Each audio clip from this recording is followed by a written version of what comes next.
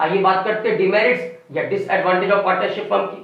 पहला हेडिंग देख लें, unlimited liability, limited resources, conflict और lack of continuity, lack of public confidence, risk of mutual agency, ये आपके डिसएडवांटेज। आइए एक एक की बात करते हैं। पहला अनलिमिटेड लायबिलिटी। बच्चों, सोल प्रोप्राइटर की तरह पार्टनरशिप में भी पार्टनर्स की लायबिलिटी अनलिमिटेड होती है। अनफॉर्चुनेटली मान लो बिजनेस में लॉस हो जाए और बिजनेस की एसेट्स बेच करके भी आप इन लायबिलिटीज की, लॉसेस की रिकवरी नहीं कर पा रहे हो, बिजनेस में अनलिमिटेड, बिजनेस में काफी लायबिलिटीज आ गई है, बिजनेस काफी कर्जों में डूब गया है और बिजनेस की एसेट बेच करके भी ये कर्जे नहीं चुका पा रहे हैं आप, तो फिर जो आपके बिजनेस के कर्जदार यानी क्रेडिटर्स हैं उनको ये राइट्स होगा कि पार्टनर्स की जो पर्सनल एसेट्स है उसको भी अटैच करके, उसको सेल आउट करके अपने अमाउंट की रिकवरी करा सकते हैं, क्योंकि बिजनेस में पार्टनरशिप फर्म के मामले में भी पार्टनर्स की लायबिलिटी अनलिमिटेड होती है। ये बहुत बड़ा रिस्क है। Next, demerits, limited resources. बच्चों, नो डाउट सोल प्रोप्राइटर की कंपैरिजन में तो पार्टनरशिप में हैवी कैपिटल आ सकती है, मैनेजमेंट स्किल भी काफी इंप्रूव रहती है, लेकिन यहां भी एक लिमिट है। मान लो किसी फर्म में 5 पार्टनर है, तो 5 पार्टनर मैक्सिमम जितनी कैपिटल लगा सकते वही तो लगा पाएंगे ना। इन 5 पार्टनर की जो मैनेजरियल स्किल है बस वही तो बिजनेस में आ पाएगी ना। मान लो मैं और बिजनेस को ज्यादा ग्रोथ तक ले जाना चाहता हूं, तो फिर ये पार्टनरशिप में पॉसिबल नहीं है। फिर तो आपको भी सर और ऊपर सोचिए, आप अपने आप को कंपनी के रूप में स्टैब्लिश करिए, क्योंकि फिर तो आप कंपनी बनकर पब्लिक से जितनी चाहो उतनी कैपिटल ले सकते हो। तो एक लिमिट के बाद पार्टनरशिप बिजनेस में भी ग्रोथ की गुंजाइश नहीं रह जाती। यहां भी आपका रिसोर्सेज लिमिटेड होता है, हाँ सोल प्रोप्राइटर से ज्यादा होता है, बट यहां भी बाकी पार्टनर्स की जितनी हैसियत है उतनी कैपिटल लगाने के बाद बिजनेस की ग्रोथ वहीं पर आ पाएगी। उसके आगे अगर आप ग्रोथ के बारे में सोचो तो पार्टनरशिप के बिजनेस में भी नहीं हो सकता। फिर तो उसके लिए आपको और ऊपर कंपनी के बारे में कुछ सोचना होगा, ठीक है ना। तो लिमिटेड रिसोर्सेज। आगे बढ़िए, कॉन्फ्लिक्ट। बच्चों, एक बड़ी पुरानी कहावत है, जहां 2 बर्तन होंगे वहां खनकेंगे तो वही है। पार्टनरशिप बिजनेस में भी ये होता है। अलग अलग मेंटेलिटी के लोग बिजनेस में बिजनेस मिला करके एग्रीमेंट करके स्टार्ट तो कर दिए, बट आगे चल के इनकी सोच आपस में नहीं मिल रही है। बात बात पे किसी भी टॉपिक पर अक्सर इनमें डिस्प्यूट्स हो जाता है। एक बंदा कहता है सर ये काम होना चाहिए, दूसरा बंदा कहता है सर ये काम ऐसे नहीं ऐसे होना चाहिए, दूसरा बंदा कहता है सर इस तरह से हमें काम ही नहीं करना। कोई काम होना है नहीं होना है उसके बारे में डिस्कशन हो तो पता चला सारे पार्टनर आपस में लड़ मरे। तो अक्सर बात बात पे छोटी छोटी चीजों को लेकर डिस्प्यूट्स हो जाता है, और अगर इसको प्रॉपर्ली हैंडल ना किया जाए तो ये पार्टनरशिप फर्म तक खत्म हो सकती है, ये पार्टनरशिप एग्रीमेंट खत्म हो जाएगा, बिजनेस खत्म हो जाएगा। तो ये पार्टनरशिप की बहुत बड़ी प्रॉब्लम है, कॉन्फ्लिक्ट। इसलिए कभी कभी लोग कहते हैं भैया छोटे स्केल पे काम करो बट सोल प्रोप्राइटरशिप के रूप में आराम से काम करो। अगर कभी भी आप साझे का काम करते हो तो साझे की खेती बहुत लंबे समय तक नहीं चलती, पार्टनरशिप बिजनेस बहुत लंबे समय तक नहीं चलता, क्योंकि अक्सर किसी ना किसी बात पर आपस में डिस्प्यूट तो हो ही जाएगा, और जब ये डिस्प्यूट बहुत ज्यादा बढ़ जाएगा तो ये एग्रीमेंट खत्म, ये बिजनेस खत्म हो जाएगा। ये पार्टनरशिप बिजनेस की बहुत बड़ी लिमिटेशन है, कॉन्फ्लिक्ट, विवाद। लैक ऑफ कंटिन्यूटी, जैसे मैंने आपको उसी में कहा कॉन्फ्लिक्ट। अब पता चला पार्टनर्स छोटी छोटी बातों पे लेकर डिस्प्यूट्स कर जाते हैं। कोई डिसीजन होना है तो एक कहता है सर ये काम होना चाहिए, दूसरा कहता है सर नहीं ये काम नहीं होना चाहिए। कहीं किसी प्रोजेक्ट में किसी पार्टनर का पर्सनल इंटरेस्ट है, उसको एडवांटेज है तो चाहता है वो प्रोजेक्ट इंप्लीमेंट कराया जाए। किसी दूसरे पार्टनर का उस प्रोजेक्ट को इंप्लीमेंट कराने पर नुकसान है तो कभी नहीं चाहेगा ये प्रोजेक्ट इंप्लीमेंट हो। अब पता चला इसी बात पे झगड़ा हो गया। कोई प्रोजेक्ट होना है नहीं होना है, एक का फायदा है तो वो चाहता है ये प्रोजेक्ट हो, दूसरे का फायदा नहीं है वो चाहता है ये प्रोजेक्ट ना हो। इसकी वजह से कॉन्फ्लिक्ट हो गए, और अगर ये कॉन्फ्लिक्ट सेटल नहीं हुए प्रॉपर वे में तो फिर बिजनेस एग्रीमेंट खत्म, बिजनेस बंद। तो हम लोग इसे बोल सकते हैं लैक ऑफ कंटिन्यूटी, यानी बिजनेस कब खत्म हो जाए कोई नहीं कह सकता। पता चला मन नहीं मिला तो बिजनेस बंद करना पड़ा है। तो बिजनेस में बहुत ज्यादा लॉन्ग टर्म आप उम्मीद नहीं कर सकते हो पार्टनरशिप बिजनेस के लिए। नेक्स्ट है आपका लैक ऑफ पब्लिक कॉन्फिडेंस। बच्चों, पार्टनरशिप बिजनेस में अभी थोड़ी देर पहले मैंने कहा सीक्रेसी बहुत होती है। जो भी कुछ बिजनेस के अंदर हो रहा है वो केवल पार्टनर्स को पता है। सो पब्लिक आपके बिजनेस पे बहुत ज्यादा फेथ नहीं करती।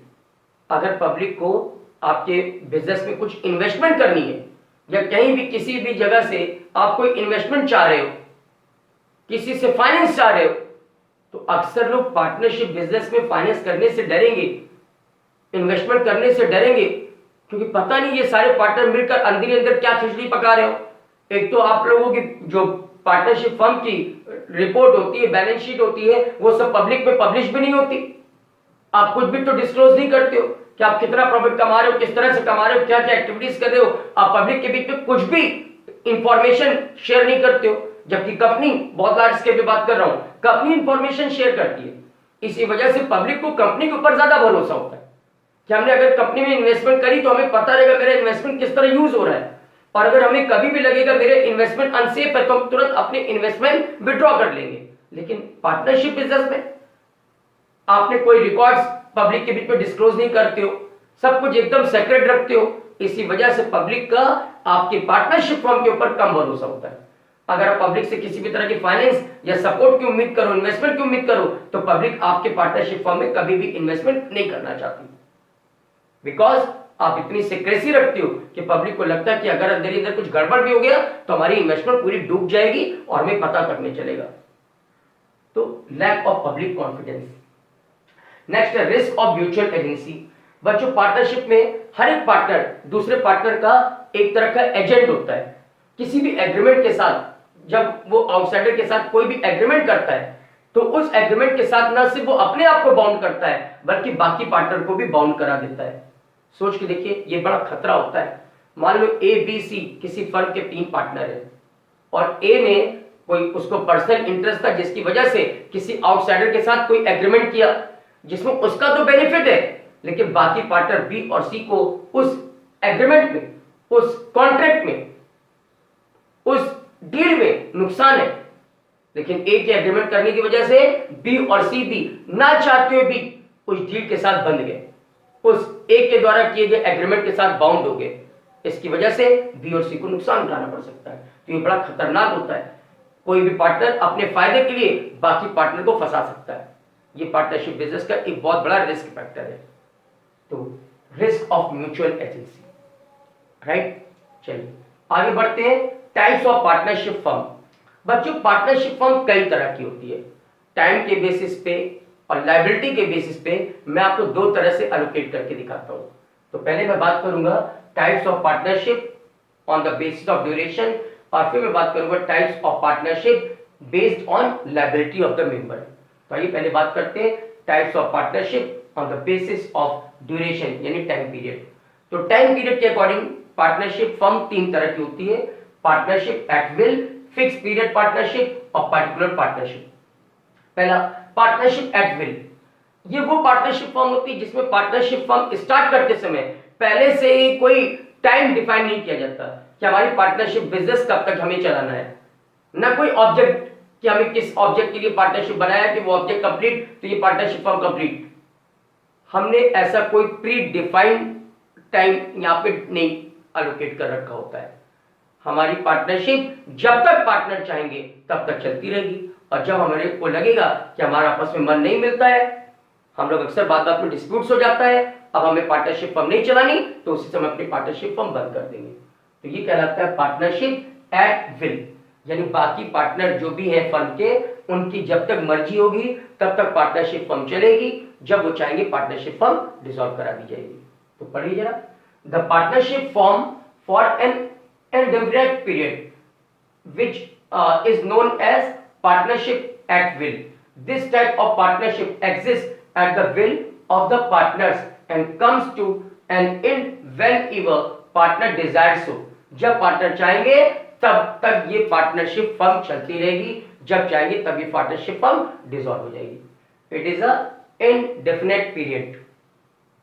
So any one partner can give notice of dissolution and partnership will come to an end. अगर बाकी पार्टनर या कोई भी पार्टनर चाहे तो नोटिस दे करके अपनी इस पार्टनरशिप फर्म को डिसॉल्व करवा सकता है, बट ऐसा कब होगा ये प्री डिफाइन नहीं होगा। जब कोई पार्टनर चाहेगा तब ये फर्म डिसॉल्व हो जाएगी। इसे हम कहते हैं पार्टनरशिप एट विल। नेक्स्ट है फिक्स पीरियड पार्टनरशिप। बच्चों, फिक्स पीरियड पार्टनरशिप एक ऐसी पार्टनरशिप होती है जिसमें पहले से ही पार्टनरशिप एग्रीमेंट करते समय पीरियड मेंशन कर दिया जाता है कि हमारी ये पार्टनरशिप फर्म या पार्टनरशिप बिजनेस 3 साल चलेगा, 5 साल चलेगा, 10 साल चलेगा, और जो भी पीरियड डिफाइन किया जाता है उतना पीरियड के एक्सपायर होते ही वो पार्टनरशिप फर्म ऑटोमेटिकली डिसॉल्व करा दी जाती है। तो पढ़िए, the partnership firm for a specific period of time से 3 years or 5 years etc. is known as fixed period partnership. This type of partnership firm automatically get terminated on the expiry of that specified time period. और third है आपका particular partnership. Particular partnership वो partnership होती है जहां पर हम partnership firm किसी पर्टिकुलर पर्पस के लिए स्टार्ट करते हैं, और जैसे वो पर्पस हमारा अचीव हो जाता है वो पार्टनरशिप फर्म ऑटोमेटिकली डिसॉल्व हो जाती है। पहले आप पढ़ लें, फिर आपको एग्जांपल देता हूं। The partnership which is form to carry on a particular venture is known as particular partnership. This type of partnership comes to an end automatically on completion of that venture. For example, if two person jointly get a contract for construction of a bridge, then these 2 person may form a partnership to construct the bridge. When bridge get constructed and is ready, then partnership automatically comes to an end. तो example मैंने आपको बहुत बढ़िया दे दिया कि अगर कोई partnership firm या कोई पार्टनरशिप बिजनेस पार्टनरशिप एग्रीमेंट के समय ही तय कर दिए जाए कि सर हम लोग ये पार्टनरशिप बिजनेस या पार्टनरशिप फर्म स्टार्ट करें तो उसी पर्टिकुलर ऑब्जेक्ट के लिए या इस पर्टिकुलर वेंचर के लिए, तो जैसे वो वेंचर कंप्लीट होगा, जैसे वो टास्क कंप्लीट होगा, हमारी पार्टनरशिप फर्म ऑटोमेटिकली डिसॉल्व हो जाएगी। मैंने आपको एग्जांपल आपको दिया है कि मान लो 2 पर्टिकुलर पर्सन है जो गवर्नमेंट से कोई कॉन्ट्रैक्ट लेना चाहते हैं किसी ब्रिज के कंस्ट्रक्शन के लिए, और ये प्लान किया गया कि हम लोग केवल और केवल इस ब्रिज के कंस्ट्रक्शन के लिए एक पार्टनरशिप फर्म बनाते हैं। उसके बाद ब्रिज का कंस्ट्रक्शन करेंगे, गवर्नमेंट को डिलीवर करेंगे, गवर्नमेंट से जो अमाउंट आएगा खर्चे काट करके जो प्रॉफिट आएगा उससे आपस में शेयर कर लेंगे और फिर पार्टनरशिप फर्म बंद कर देंगे। आगे हम किसी नए प्रोजेक्ट पे काम नहीं करेंगे। जब इस तरह से डिफाइन करके कोई पार्टनरशिप बनाई जाती है तो पार्टनरशिप कहलाती है पार्टिकुलर पार्टनरशिप।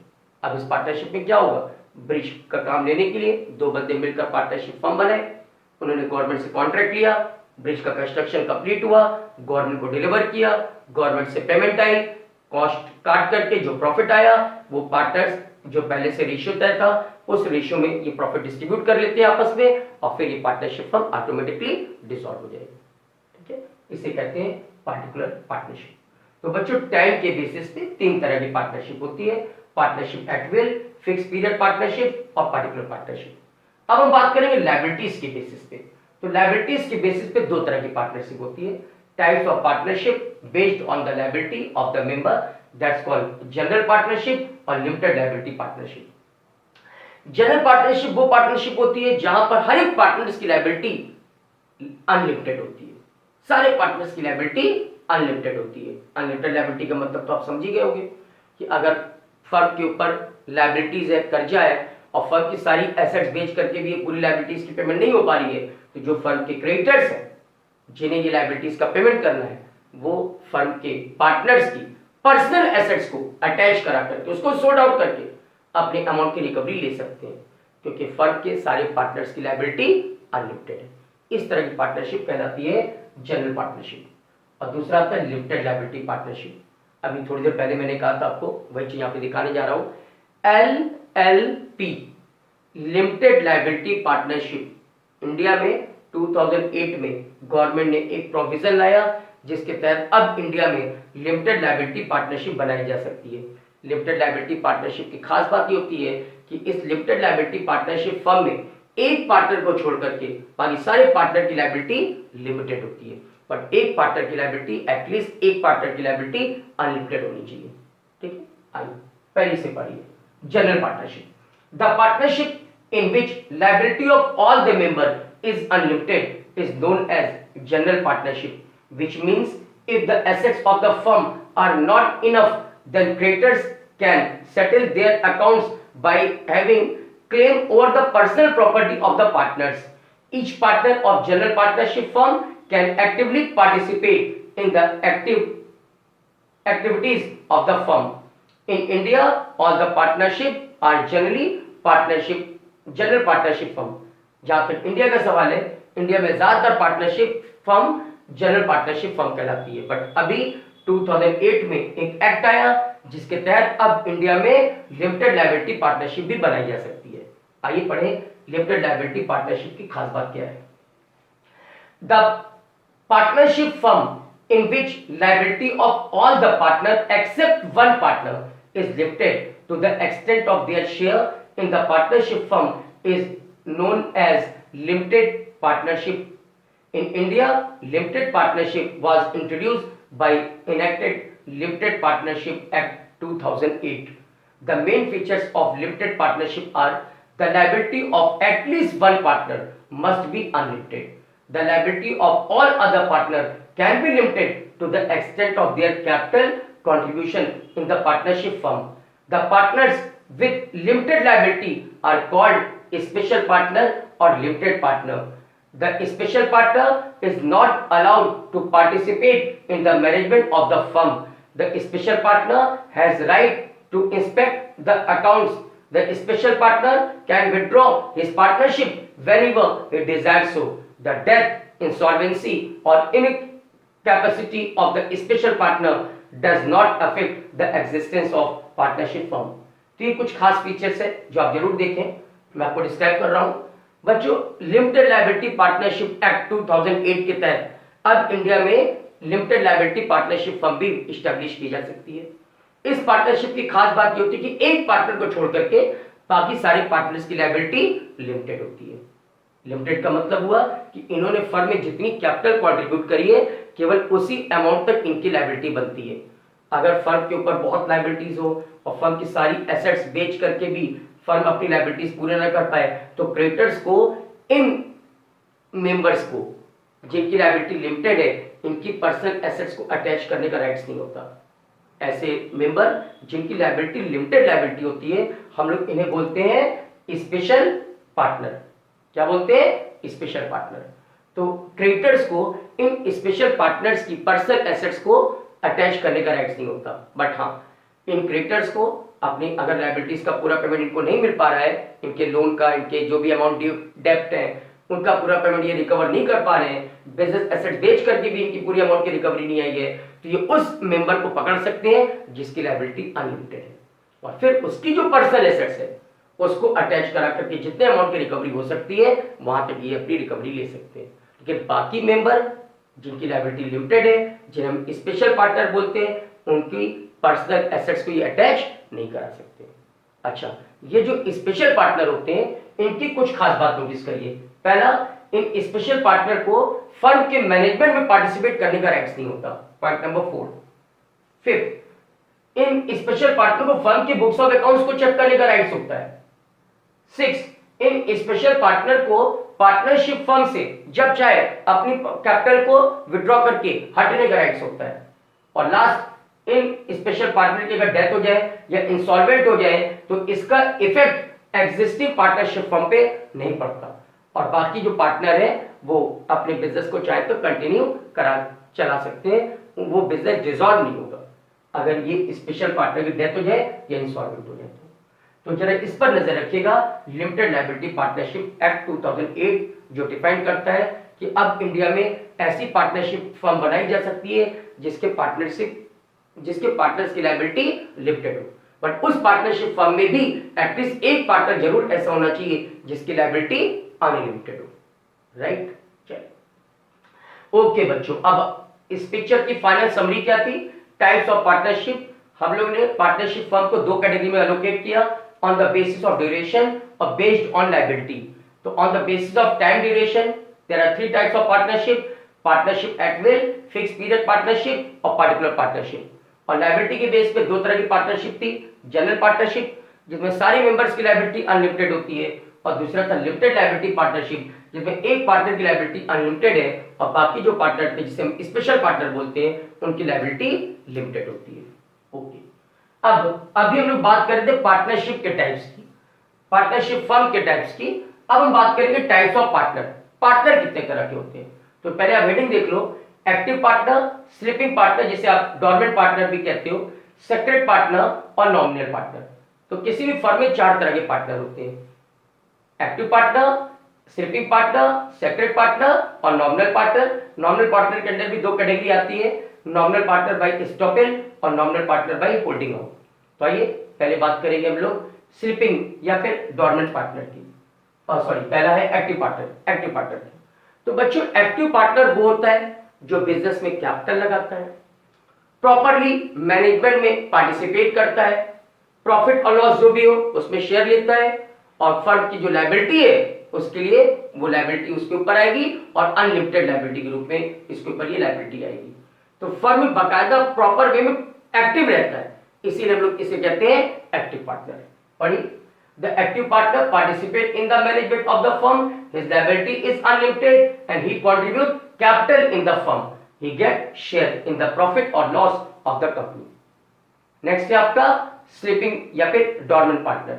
बच्चों स्लीपिंग पार्टनर वो पार्टनर होता है जो किसी फर्म में बस केवल अपनी कैपिटल लगा देता है, प्रॉफिट और लॉस में वो शेयर लेता है, उसकी लायबिलिटी भी अनलिमिटेड होती है, लेकिन ये कैपिटल लगा करके सो जाता है, मतलब ये फर्म के मैनेजमेंट में पार्टिसिपेट नहीं करता। हम लोग इसे कहते हैं स्लीपिंग पार्टनर। एक एग्जांपल मैं आपको देता हूं। सपोज करो मैं ये कोचिंग इंस्टीट्यूट चला रहा हूं और मैं किसी पार्टनरशिप फर्म में पैसे लगा करके प्रॉफिट में हिस्सा चाहता हूं, लेकिन मेरे पास इतना टाइम नहीं है कि मैं उस पार्टनरशिप फर्म के मैनेजमेंट में पार्टिसिपेट कर सकूं। तो मैंने एक पार्टनरशिप फर्म को ज्वाइन किया, मैंने उसमें कैपिटल लगा दी, मैंने कहा सर मेरी लायबिलिटी भी अनलिमिटेड होगी, प्रॉफिट और लॉस में जो भी आएगा हिस्सा मेरा वो मैं लूंगा, लॉस होगा मैं बियर भी करूंगा, लेकिन आप मुझसे ये एक्सपेक्ट मत करना कि आपके किसी भी काम में मैं आपको हेल्प कर सकूं या किसी भी मामले में मैं कोई डिसीजन होना हो तो मैं पार्टिसिपेट कर सकूं।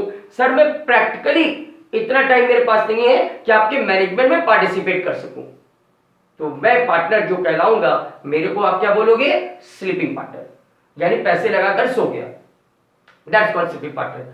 ये फर्म के मैनेजमेंट में पार्टिसिपेट नहीं करता, मैनेजमेंट बाकी पार्टनर करते हैं, लेकिन प्रॉफिट लॉस में हिस्सा लेता है क्योंकि इसने कैपिटल लगाई है और इसकी लायबिलिटी भी अनलिमिटेड होती है, बस मैनेजमेंट में ही पार्टिसिपेट नहीं करता। तो ये पढ़िए, स्लीपिंग और dormant partner, the partner who does not participate in the management of the firm, these partner are bound by the activities of other active partners, these partners contribute it capital and get share in the profit or loss of the firm, the liability of sleeping partner is unlimited। okay, next है आपका secret partner. बच्चों ये secret partner कौन होता है? जैसा कि नाम से क्लियर है, कभी कभी कुछ लोग पब्लिकली जाहिर नहीं होने देना चाहते कि हम उस फर्म के पार्टनर हैं, बिकॉज ऑफ एनी रीजन। हम बिजनेस में कैपिटल लगाएंगे, हम प्रॉफिट लॉस में शेयर भी लेंगे, हम आपके साथ मैनेजमेंट में इन्वॉल्व भी होंगे, कोई डिसीजन होगा तो मुझे बुलाइएगा, कोई क्रूशियल मैटर फंसेगा तो मैं आपको सजेशन भी दूंगा, लेकिन सॉरी सर मैं पब्लिकली अपने आप को डिस्क्लोज कभी नहीं करूंगा कि मैं भी इस फर्म का पार्टनर हूं। इसे हम लोग कहते हैं सीक्रेट पार्टनर। अदरवाइज मत लीजिएगा, बट एक सच्चाई है, आजकल के जो नेता होते हैं ना, लीडर, वो ऐसी पार्टनरशिप करते हैं। पता चला कोई बिजनेस है जिसमें बहुत प्रॉफिट्स होता है, रिस्क भी है, लेकिन वो कहते हैं सर कोई बात नहीं, पैसा जितना है लो, प्रॉफिट लॉस जो भी होगा हम शेयर कर लेंगे, लेकिन मुझे पब्लिक में डिस्क्लोज मत करना कि सर हम भी आपके बिजनेस में इन्वॉल्व है, बाकी से होगा देख लेंगे। यानी हम आपको पीछे से सपोर्ट करेंगे पूरा, लेकिन पब्लिकली हम नहीं बताना चाहेंगे कि हम आपके बिजनेस में पार्टनर हैं। इस तरह के पार्टनर को कहते हैं सीक्रेट पार्टनर। पढ़िए, secret partner, secret partner is one whose association or relation with the firm is not known to outsider। Outsider को कभी पता ही नहीं चलता कि आप भी इस फर्म के पार्टनर हो। He contribute capital, participate actively in the management, his liability is also unlimited, but publicly वो अपने आप को डिस्क्लोज नहीं करता कि आपके फर्म में वो पार्टनर है। That is a secret partner। और फिर आता है लास्ट, नॉमिनल पार्टनर। बच्चों एक बड़ी अजीब सी सिचुएशन आपको दिखाता हूँ इस नॉमिनल पार्टनर के बारे में। नॉमिनल पार्टनर किसी भी फर्म का एक ऐसा पार्टनर होता है जो फर्म में कैपिटल नहीं लगाता, फर्म में प्रॉफिट लॉस में भी शेयर नहीं करता, पार्टिसिपेट भी नहीं करता मैनेजमेंट में।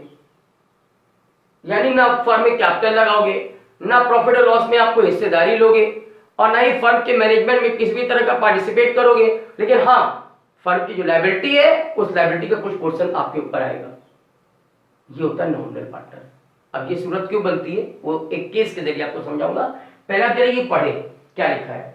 Nominal partner, the nominal partner are not the real partner of the firm, These partners do not contribute any capital, do not participate in the management, do not have unlimited liability, do not get any share in the profit or loss of the firm. The nominal partner only lends his name and reputation for the benefit of the firm. Nominal partner केवल firm के benefit के लिए अपना नाम firm के साथ जोड़ देता है, उसको कोई एडवांटेज नहीं मिलता, फर्म के फायदे के लिए वो अपना नाम फर्म के साथ जोड़ देता है। इसकी वजह से उसके ऊपर छोटी सी लायबिलिटी भी आ जाती है, दिखाता हूं। He is liable to outsider for the debt which outsider have given to the firm believing he is a partner in the firm. अगर किसी आउटसाइडर ने उसे फर्म का पार्टनर जान करके फर्म को कोई डेब्ट यानी कोई लोन दिया है, तो उस लोन के लिए वो नॉमिनल पार्टनर लायबल हो जाता है। अगर फर्म उस लोन का पेमेंट ना कर पाए तो नॉमिनल पार्टनर को उस लोन का पेमेंट अपने पास से करना होगा। ये है नॉमिनल पार्टनर की पोजीशन, ठीक है। और अच्छा समझाओ, नॉमिनल पार्टनर बच्चों दो तरह का होता है, नॉमिनल पार्टनर बाय एस्टॉपेल और nominal partner by holding out. इसे आप पढ़ें तो आपको ज्यादा बेटर समझ में आएगा।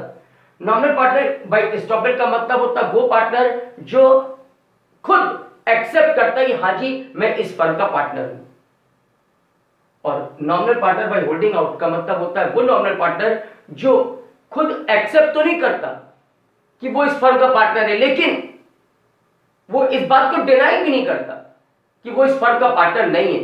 कुछ ऐसे सर्कमस्टांसेस बन जाते हैं कि थर्ड पार्टी आउटसाइडर को पता चलता है कि सर ये पार्टनर है, उसे यानी नॉमिनल पार्टनर को ये लग भी रहा है कि थर्ड पार्टी उसको पार्टनर मान रही है, फिर भी वो डिनाई नहीं करता कि सर आप गलत फहमी में हो, मैं उस फर्म का पार्टनर नहीं हूं और आप मुझे उस फर्म का पार्टनर मान रहे हो।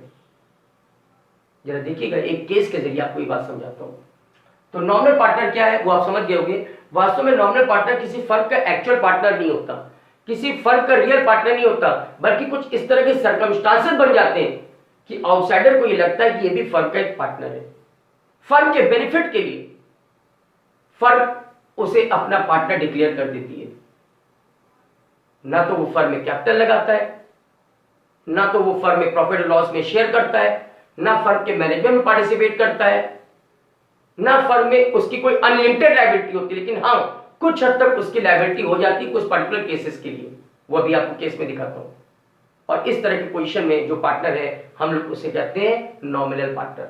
नॉमिनल पार्टनर दो तरह का होता है, एक कहलाता है नॉमिनल पार्टनर बाय एस्टॉपेल, जहां नॉमिनल पार्टनर खुद एक्सेप्ट करता है कि हाँ हम इस फर्म के पार्टनर हैं, भले वो पार्टनर नहीं है फिर भी एक्सेप्ट कर रहा है कि हाँ हम इस फर्म के पार्टनर हैं। और दूसरा होता है nominal partner by holding out.